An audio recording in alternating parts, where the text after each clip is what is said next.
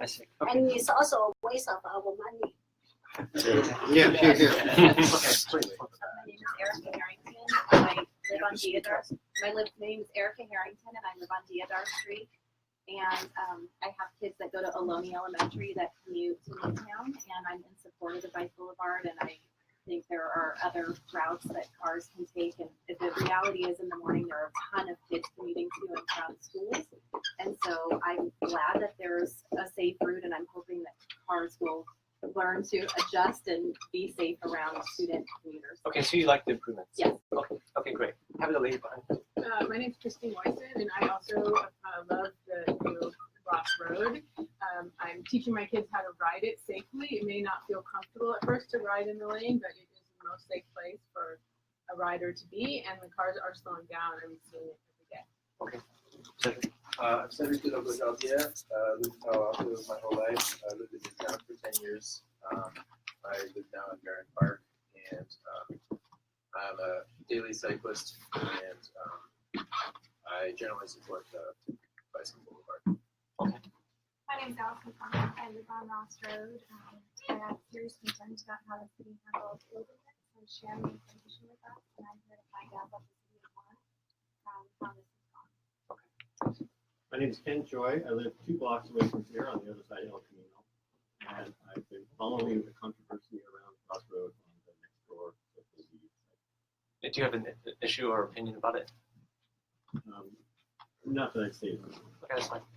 Bruce Moyson. I live on Lewis. I commute on Ross. My kids commute on Ross, and I'm a supporter of the changes and their improvement to safety.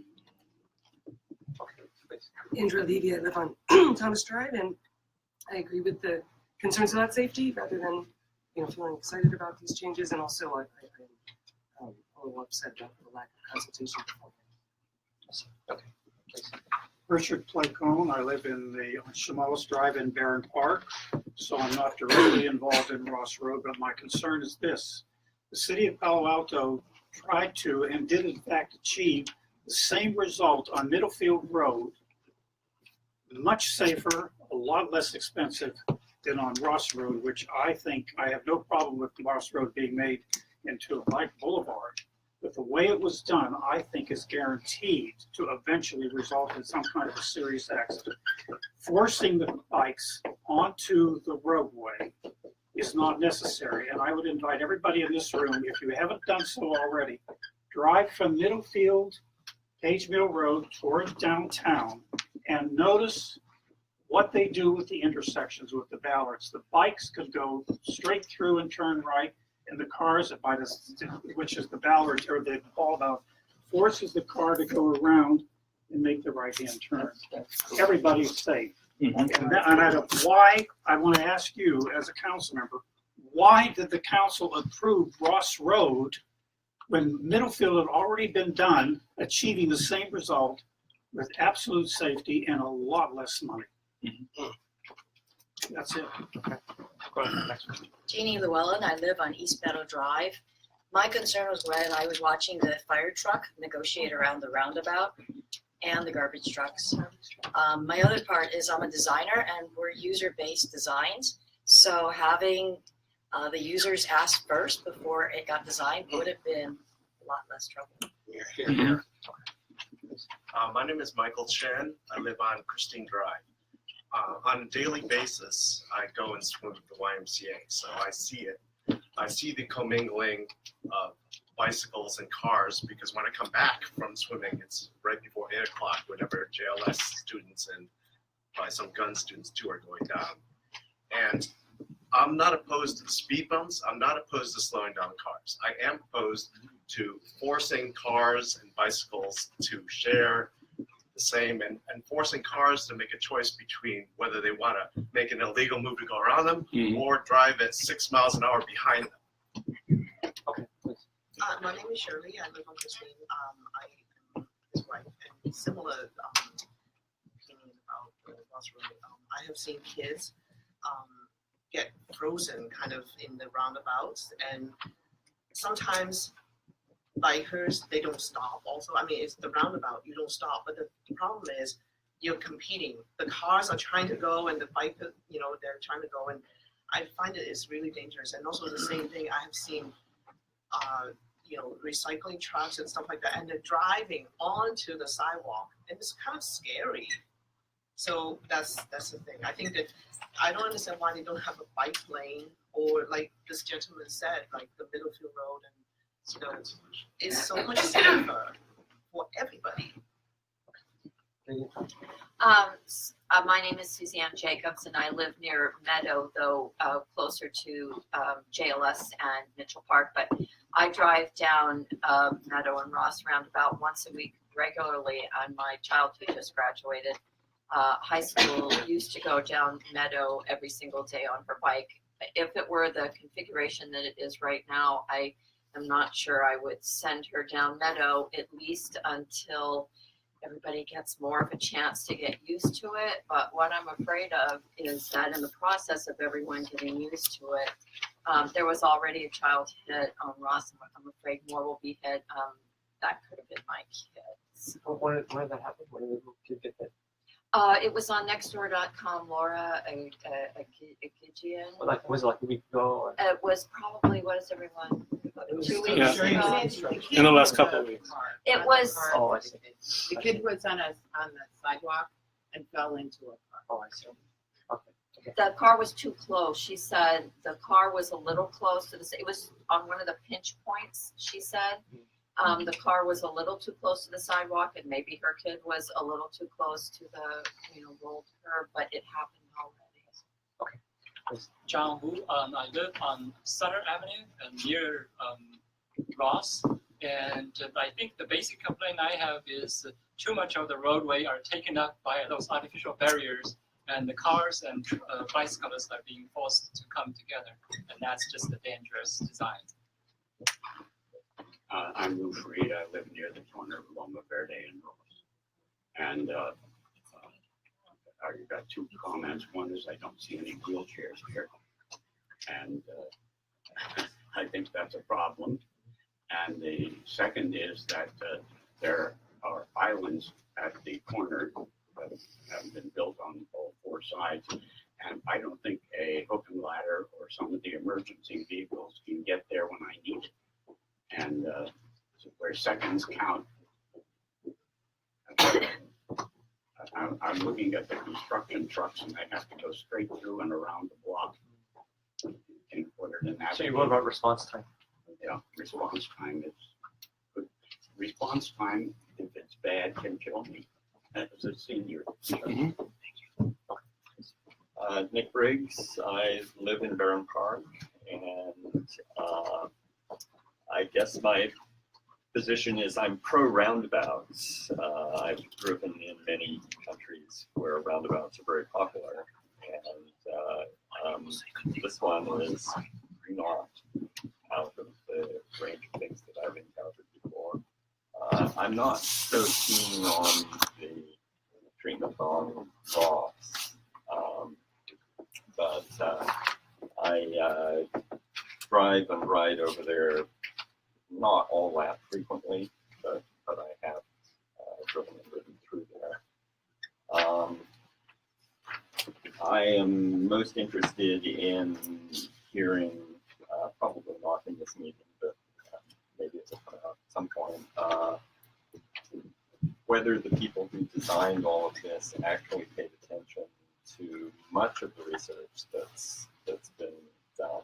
I mean, if you look at, say, in England, the design criteria for bicycle boulevards and that, they're not in favor of the bulb outs as we've done them here. They put bulb outs in, but they always make sure there's a path through. That's right. On the side. It would be interesting. I'm interested in knowing whether the people who designed it actually paid attention, because it's relatively new in the U.S. There's not a lot of research. My name is Joanna Schubert. I live in Mountain View, but I commute to Palo Alto every day by bicycle to work. I see all the students biking to school, and I think that's great. I think one of the biggest things that is an issue is education of both bicyclists and of drivers, and that people don't know what all the correct ways to interact with each other are. And that's where a lot of the problems come in. But I do think a lot of the traffic calming devices are good just to get people to drive a little bit slower, or to bikers to kind of look up and think a little bit about that. I'm Bobby Miller. I live on the West Lane here in Quebec. Years ago, they put in on Tanaka Street, they put in some configuration to slow down the traffic. And over the years, it's worked beautifully. Traffic has slowed down. I tried to get statistics on how many bicyclists have been injured, and for some reason, he never got back to me. They put me in touch with a person in Palo Alto that was supposed to get back to me. I never heard from anybody. My concern is, also, I go to the Y 3 days a week. I have yet to hear anybody that goes to the Y that is happy with what's going on the road. The same thing with Jordan. They put in this monstrous, ridiculous detour around the Jordan. I don't understand the justification for millions of dollars in one or two spots in a city, or maybe 3 or 4 spots. All the streets are busy. Traffic has to slow down, but the traffic isn't going away, and the bike isn't going away, and I don't want the bike to go away. What they have done to Ross Road and George area, as far as I'm concerned, is a big mess. And that's the only word I can. My name is Dave Meinhardt, and I live on David Avenue at the corner of Boulevard. I ride my bike a lot. And I will not, under any circumstance, ride my bike through the narrow sections on Ross. I always go on the sidewalk, regardless of any cars are coming or not. I've noticed most people do that, most children do that. Now let me bring up another subject. There's a law in Palo Alto that says the cars have to be a minimum of 3 feet from a bike. If you got 2 cars going either way and a bike in that narrow section, you're violating that law automatically. That's an automatic violation. So the next thing is, I've lived in Europe, I share this gentleman about roundabouts, but look at Bryant. Bryant is an excellent bike boulevard, and there's a roundabout on Bryant. But if you look at it, the diameter of the center is smaller than the diameter of the centers of the roundabouts on Ross. It's much easier to get around that roundabout on Bryant than it is those roundabouts on Ross. And the same, not only driving a car, but also for emergency vehicles. So why didn't you use other examples of what's been done in the Palo Alto in the past? Now, if I go downtown on my bike, I'll always go on Bryant. Yeah, there's one place where cars can't get through, but you can with a bike. But my point is and the other thing is, when I make a point now of driving down Ross, just for the hell of it. And when I come across those bumps, I go in the center and straddle if no one's coming the other way. Why should I go over the bumps if I can straddle them? Everybody's That's what everyone's going to do. And if you're going to bring up laws like that, you know, how many times do you make the law before you get a ticket? It's roughly 4,000 to 5,000 times. and so forget it. My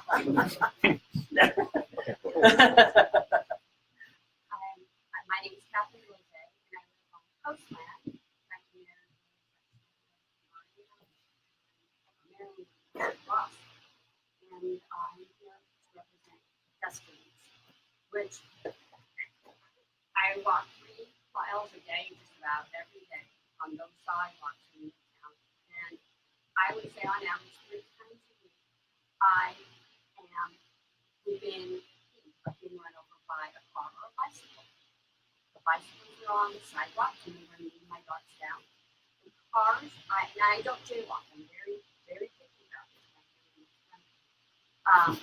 I cross the crosswalk, I cross the stop sign, I cross at a red light where I have my walking sign flashing, and I am still constantly within this far of being hit by cars or bicycles. And it doesn't feel like being hit those of us, I will never write it. I didn't write it as a kid, I'm not starting now.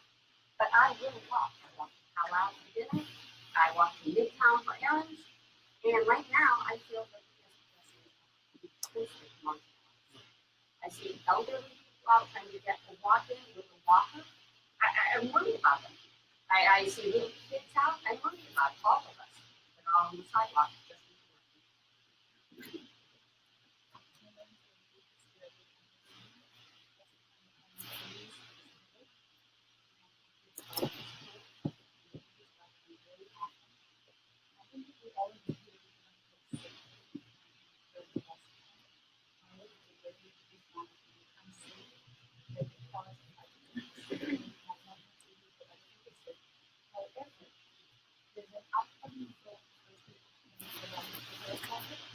Speak up, please.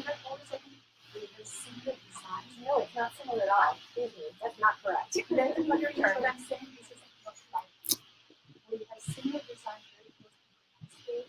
We are logging the sidewalk and making the street narrow with the cars and bicycles on merging together. And I'm asking you to hold this road and look at it again before it start extending meters and instead of step line and like the energy. Because after you put that, I'm really clear on what they want to be done. So I'm asking you as possible to hold this road and look at this project again specifically.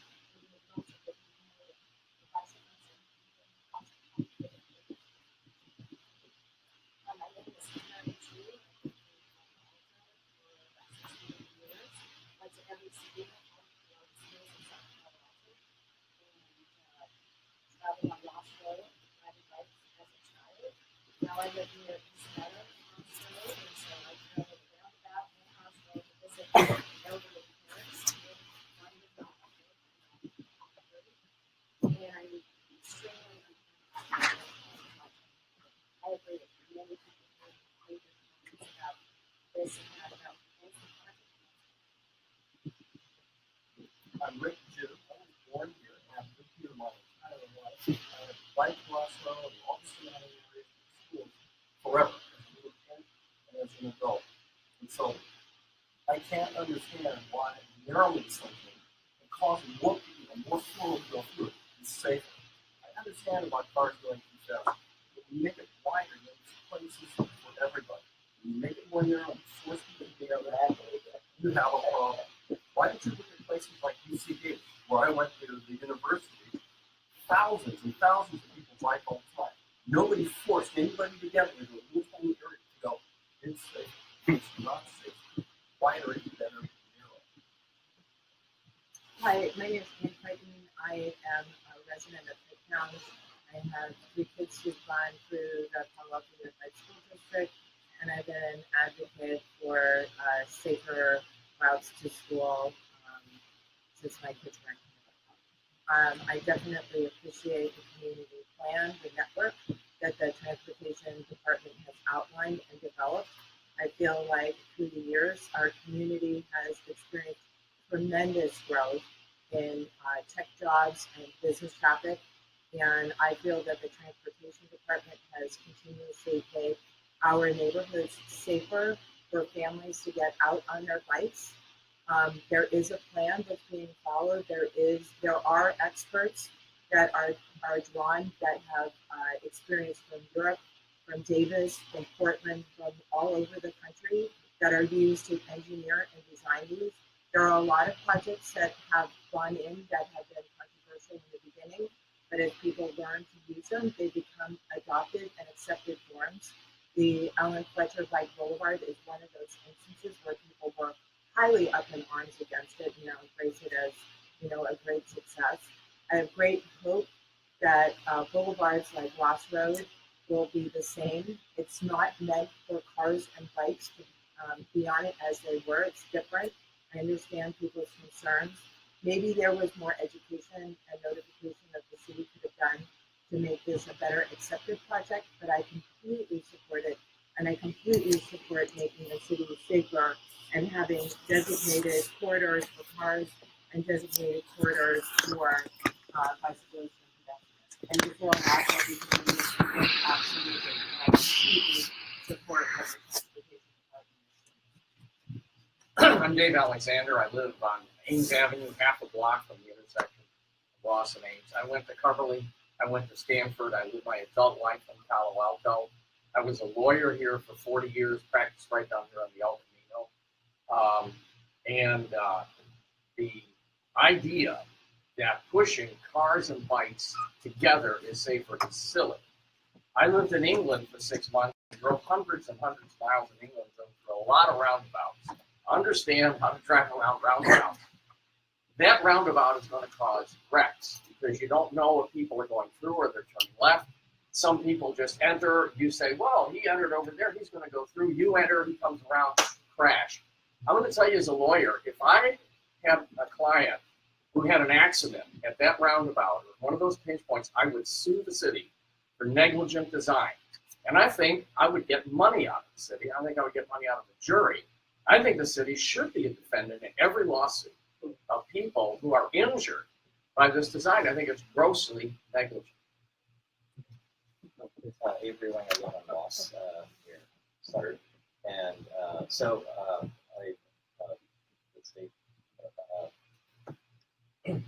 putting a 5-year-old going 5 miles an hour, going through one of these fold-outs, and having a car having to trail this 5-year-old is just intuitively dangerous. And I'm also concerned about the amount of money that's gone into this. I don't know what the process was to budget this project. I actually requested traffic calming on Ross Road because people were going too fast. And what I had in mind was just some asphalt. There's a speed bump. It works. There's a tax being proposed coming up. And this is at the same time where Palo Alto budget surpluses, revenue surpluses, according to the newspaper, the surplus is soaring. So why do we have to levy a new tax to cover this benefit? Jeff Weitzman, I live on Ross, downtown Oregon, and lived there for 19 years. I echo your comments. So that's where I stand. But I thought I would volunteer to say that I attended all 4 meetings that took place during the design phase of this, where community input was considered, and we saw that community input reflected in the next iteration of designs at the next meeting, and where pretty much every single issue that has been raised here was addressed. So I am not an expert in traffic or civil engineering, but I will volunteer to the best of my recollection, tell you why every single one of those features was put in, how they addressed those concerns that you have raised here, which have all been raised, and the compromises that were made. Somebody noted, like, why don't we have the cut-throughs on the wall-bouts? Well, because people complained vociferously about losing their parking. So parking, as you've noted, goes right up to those wall-bouts as much as possible to preserve as many parking spaces as possible. So there were compromises in the designs. If those weren't made, there'd be a different set of people here with a different set of complaints. So I'll stick around if you want, or during the discussion. Again, this is not necessarily what I know, but I'm giving you the explanation that I was given that seems satisfactory to me, and you can disagree with that. But everybody should know that these concerns were raised, they were addressed, and people say, well, it's intuitive that this or that. Well, get a bunch of engineers and things like that, and they can explain to you why your intuition isn't necessarily the thing that comports with the facts and statistics about how these features work. I will say one thing. I will continue to ride my bike on the sidewalk around those narrow. Which is your right. Not only that, it's dangerous.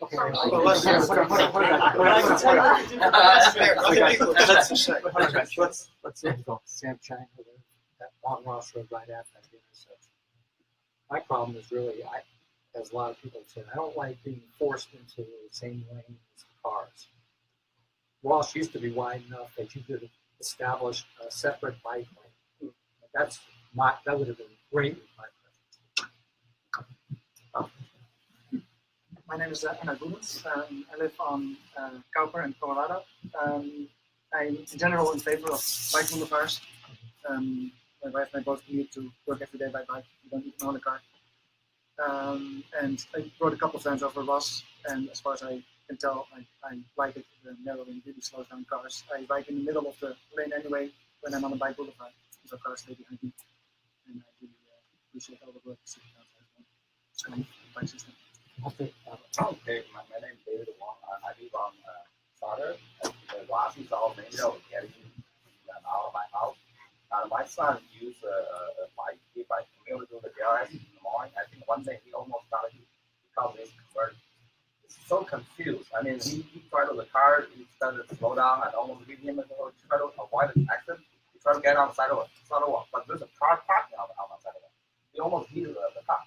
So I think it's just, I'm not an expert on traffic, but I think it's just common sense, right? You make you force the biker and the driving car and the parking car and the pedestrian on the same road, and in the meantime, make it there. It just doesn't make sense at all. It's so dangerous. And I don't, and in the meantime, it's like a lot of other people's comment. I mean, when you look at the construction, it takes so long because they want to make it narrow and put a lot of money, make the barrier, whatever, put a lot of the time on the road. And it doesn't make sense. I think it's ridiculous. And I actually we don't even know about it baseball that at all.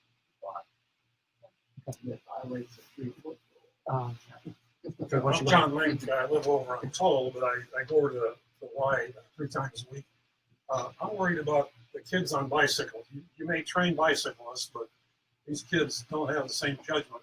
It's an accident, fatal accident waiting to happen. It's being a little judgmental, but that was a bonehead design.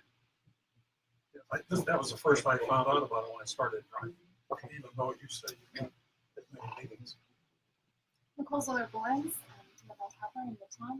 I commute by bike every single day and really appreciate the designs that have gone into making Palo Alto a really wonderful community for bicyclists. So I'm absolutely in support of any bike boulevards that are designed and brought in. And frankly, even if there are bike lanes on busier roads, Ross Road and streets like Bryant, make it much safer for folks like myself and my husband, the children that we see commuting every day, just feel a lot safer about where we're biking. And I'm hoping that a bike boulevard like this will really make it so that traffic does slow down quite a bit and actually starts finding some alternate routes, so only local traffic using those bike boulevards.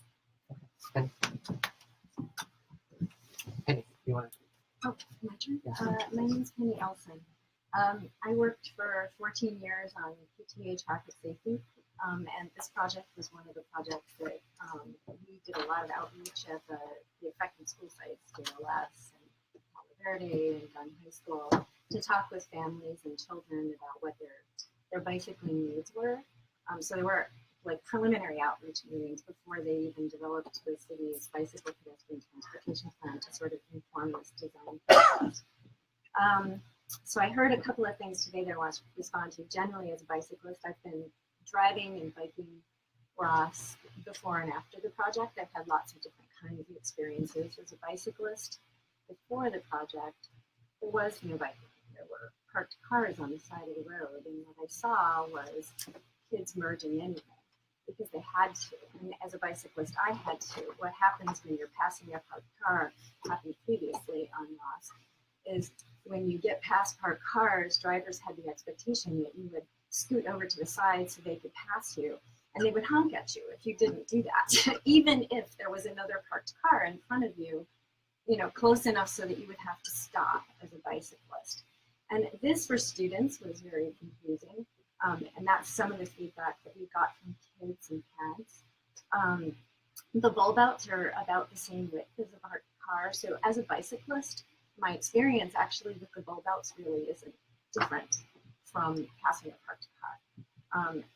It's pretty much the same. I do want to point out that there are those double yellow lines going down the middle. I know it's tempting to use the slotted speed bumps, which are designed for emergency vehicle access, but it's illegal to cross them. So that your point about the 3-foot rule is well taken, but it wasn't being followed before, and apparently is not being followed now. It's nevertheless the law.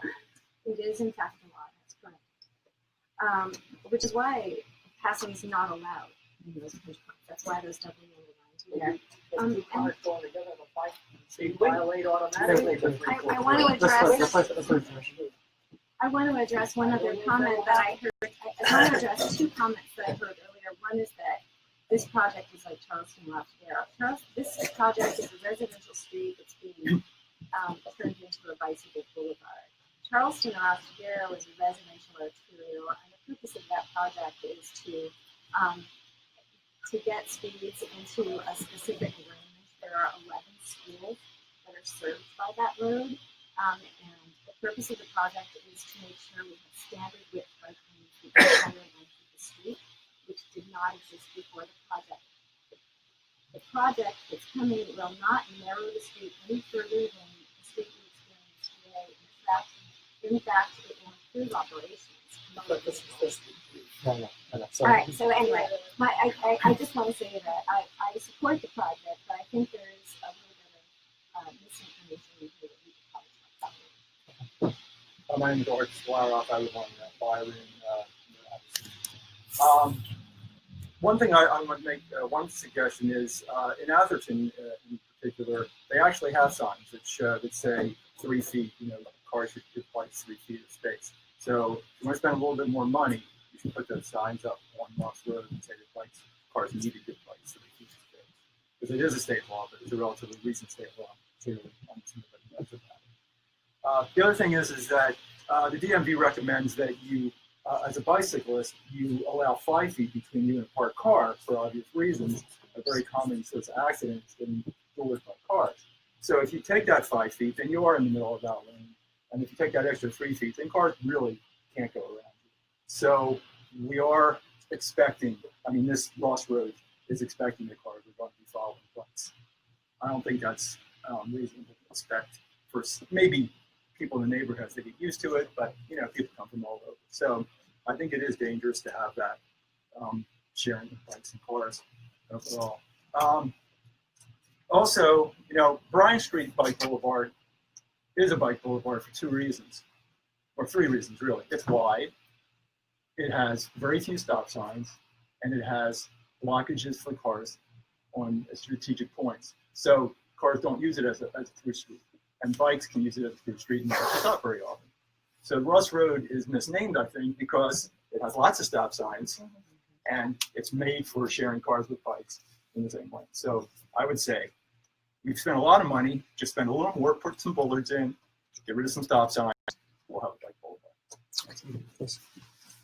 Hi, I'm Clara Chang, and I'm married to Art, and I feel that most of the people have said comments about Ross Road that I agree with. So, I'm more for bike safety. I'm more for the idea that we do away with the current configuration and come up with a safer way to have bikes and cars in the same road. Okay.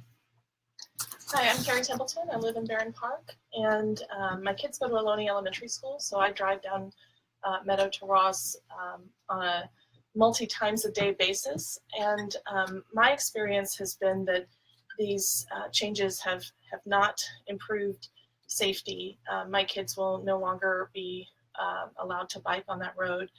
And in particular, having been a student at Stanford recently, the different approach that we have to bicycle safety, the dimensions of the roundabouts and things like that, make me wonder if we did adequately promote the opportunities for feedback. It sounds like there were several, but I'm not sure they were promoted to everyone who uses it, because that is a much more well-used road by people, not just that live on it, but by people throughout the city. So I think that we could have had an opportunity for better feedback. And like my friend over here says, I think for the Arastradero corridor, we need to make sure that the lessons learned from the not getting buy-in properly on the Ross Road improvements don't happen again on Arastradero.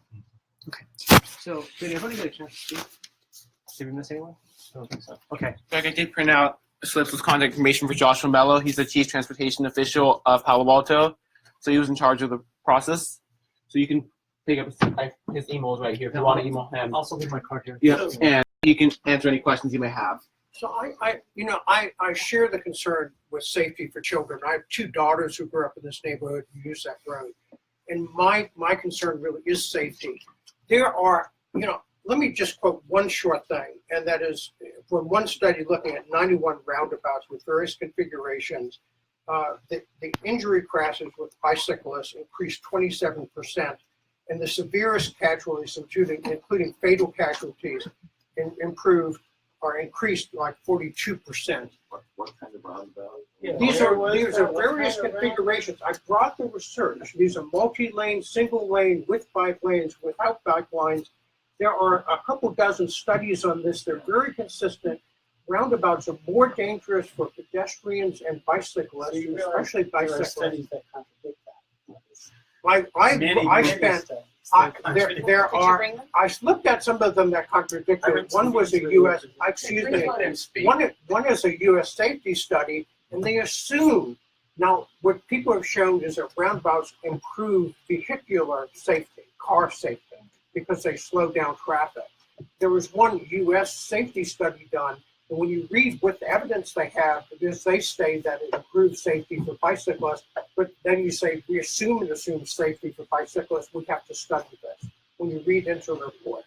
If you go in Google Scholar, the research is there. I mean, my concern about this is not because it slows vehicle speed. I agree that should be done, but the way it's doing, let me give these to you. Please read them, because look on Google Scholar, the predominance of research and with the real hard data demonstrate that this actually increases injury accidents and fatality accidents with bicyclists. And there's a lot of information. The studies are there, look at them. What's the Google reference? Hold on a second. So we have about 8 minutes left, or 7 minutes left, and I think we try to write all the issues we can on the board, although I know it's kind of unclear. Super hard to read. What we'll do though is we will send these notes out. We'll post it on the Facebook page. Cite the studies, would you? We could try to, if you give us a link, we could put them on that as well. To echo about this gentleman's roundabout, roundabout have been widely used in China some time ago, and through many experiences and study, they find that it's more dangerous to use roundabout. And in many cities, they get rid of the idea and destroy many of the roundabouts. Okay, so we can probably talk about maybe 1 or 2 topics briefly. So on terms of roundabouts, anyone else want to speak about roundabouts? Okay.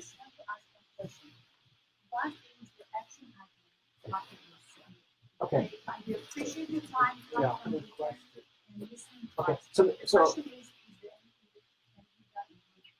Okay. So let me answer that. But let me first, who had a comment on roundabout before we move after that? Are you good? And you did? Okay. I have read studies and we did. The problem is, and I think it's a misrepresentation of data, that you aggregate many different types together, and it's very difficult. So roundabouts with a bike lane are different. This is not that good. So I think you can easily misrepresent some of these studies that are addressing different roundabouts. So I brought studies with me. I've read a lot of these studies. So urge people to make their own decision. Okay, so I just want to give you a chance. Do you have a comment about roundabouts? Yeah, I want to mention something here. I'm probably the only person in this room that has actually been working for the last 2 years with the transportation department, not on the roundabouts, but on the Old Park pathway, which is probably one of the most trafficked pathway off the road. And I have found that the transportation department, by and large, has been extremely cooperative with us. We've been working on project problems there for 2 years. I would say we have 85% success. Now, over here, there was a lady out here now who mentioned that she has faith in